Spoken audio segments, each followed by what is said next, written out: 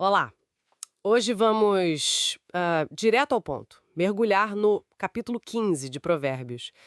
A ideia é tirar dali aquela sabedoria bem prática para o dia a dia. E logo de cara, uma coisa que salta aos olhos é o poder das palavras, né? O verso 1 já diz: a resposta branda desvia o furor, mas a palavra dura suscita a ira. É quase assim uma aula antiga de como lidar com o conflito, né? O tom muda tudo. E isso faz um contraste bem claro com o verso 2, que fala da língua dos sábios, que sabe usar o conhecimento, e da boca dos tolos, que só jorra besteira, teimosia mesmo. E ainda tem o verso 4, que achei lindo, a língua saudável como árvore de vida. É impressionante, né? Como essa percepção sobre a comunicação é antiga e, ao mesmo tempo, tão atual. O jeito que a gente fala não só define o rumo da conversa, mas, como o texto aponta, revela o que está dentro da gente. Se é sabedoria ou tolice mesmo, impulsividade. E isso conecta direto com o verso 28, olha só. O coração do justo medita o que há de responder, mas a boca dos ímpios jorra coisas más. É a diferença clara entre pensar um pouco antes e só reagir, né? Sem filtro. Sim. Essa ideia de meditar antes de responder leva a gente para outro ponto-chave. A importância de aprender, de aceitar a correção. O verso 5 é bem direto nisso. O insensato despreza a instrução de seu pai. Quer dizer, não quer ouvir, mas o que guarda a repreensão, prudentemente se haverá. Parece que sabedoria não é só ter, é buscar, né? Como diz o verso 14, o coração entendido busca o conhecimento. E aceitar a crítica construtiva é visto como fundamental. O verso 31 fala que quem ouve a repreensão da vida terá sua morada entre os sábios. Exato. Existe uma ligação muito clara entre essa abertura para correção e o próprio progresso na vida. O verso 32 reforça: o que dá ouvidos à repreensão adquire entendimento. E isso parece fazer eco lá no verso 24, que descreve o caminho do sábio como sendo para cima, afastando da destruição. Sobe, né? É o oposto total da figura do escarnecedor, lá no verso 12. Aquele que, tipo, odeia ser corrigido e foge de quem é sábio. Rejeitar essa chance de aprender, segundo o texto, é como fechar a porta para o próprio crescimento. Bem forte isso. E o capítulo continua nesses contrastes, né? Principalmente entre o justo e o ímpio, a pessoa que age de má fé. O verso 3 é muito claro: os olhos do Senhor estão em todo lugar, contemplando os maus e os bons. Ninguém escapa desse olhar. E as consequências são diferentes.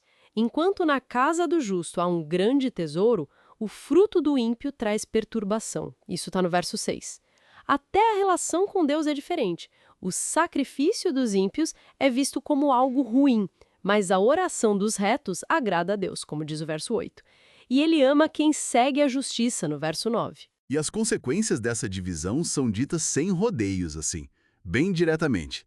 Tem alertas como: a disciplina severa é para o que deixa a vereda, no verso 10.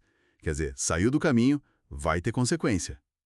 E a afirmação de que o Senhor derribará a casa dos soberbos, no verso 25, a soberba não se sustenta. O verso 29 reforça essa distância. O Senhor está longe dos ímpios, mas ouve a oração dos justos. E a ideia de que Deus sabe de tudo é muito presente. O verso 11 diz: o inferno e a perdição estão perante o Senhor, quanto mais os corações dos filhos dos homens.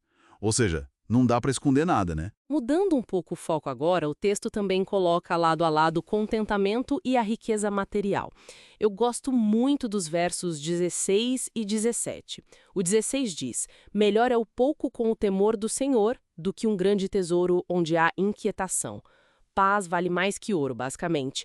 E o 17, melhor é a comida de hortaliça onde há amor do que o boi gordo e com ele o ódio. A companhia e o sentimento importam mais que o banquete em si. Isso se liga muito com as nossas emoções, né? O verso 13, o coração alegre aformoseia o rosto. E o 15, o coração contente tem um banquete contínuo. Felicidade que vem de dentro. Pois é. O que fica muito claro é essa valorização da paz interior, sabe? Dos relacionamentos com o amor e desse respeito, o temor do Senhor. Isso vale mais que acumular bens, principalmente se essa riqueza vier com inquietação ou ódio. A alegria, o bom ânimo. O verso 30 fala: A luz dos olhos alegra o coração. A boa notícia fortalece os ossos. Isso está ligado à sabedoria. Enquanto isso, a tolice se alegra na falta de juízo, como diz o 21.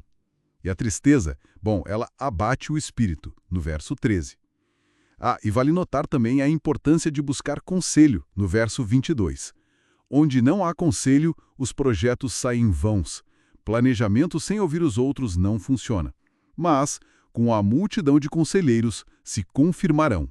Ouvir diferentes opiniões é parte do caminho sábio, entende? Então, para a gente amarrar os pontos principais de Provérbios 15, temos o impacto enorme das nossas palavras, né?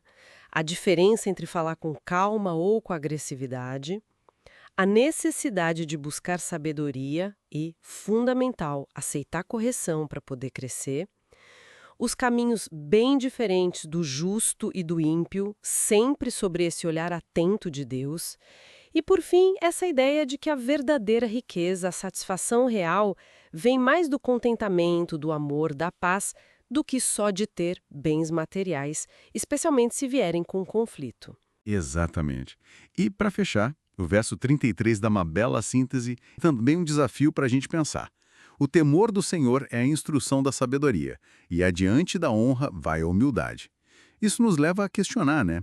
Será que buscar essa humildade no dia a dia, essa disposição para aprender, para reconhecer nossos limites, será que esse não é o caminho mais seguro, mais direto, para alcançar não só a sabedoria prática que a gente viu aqui, mas também aquilo que o texto chama de verdadeira honra? Fica aí a reflexão.